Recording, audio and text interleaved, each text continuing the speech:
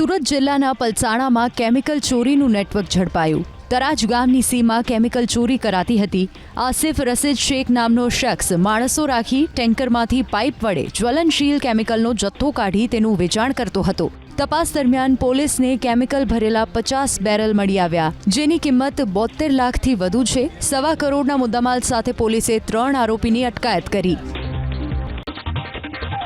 24 કલાક બાદ રાજ્યમાં વધશે ઠંડીનું જોર। આ અનુમાન વ્યક્ત કર્યું છે હવામાન વિભાગે। હવામાન વિભાગ અનુસાર હાલ પૂર્વથી ઉત્તર પૂર્વીય દિશા તરફથી પવન ફૂંકાઈ રહ્યા છે। 24 કલાક બાદ પવનની દિશા બદલાતા રાજ્યના લઘુત્તમ તાપમાનમાં 2 થી 3 ડિગ્રીનો ઘટાડો થશે। લઘુત્તમ તાપમાનમાં ઘટાડો થતાં રાજ્યમાં ઠંડીમાં વધારો થશે। હાલ અમદાવાદમાં લઘુત્તમ તાપમાન 16.2 ડિગ્રી છે। આમ તો આ સમયગાળામાં અમદાવાદનું સામાન્ય તાપમાન 12.5 ડિગ્રી હોય છે, જેની સરખામણીએ હાલ 4 ડિગ્રી તાપમાન વધ્યું છે, જ્યારે નલિયામાં 11 ડિગ્રી લઘુત્તમ તાપમાન નોંધાયું છે।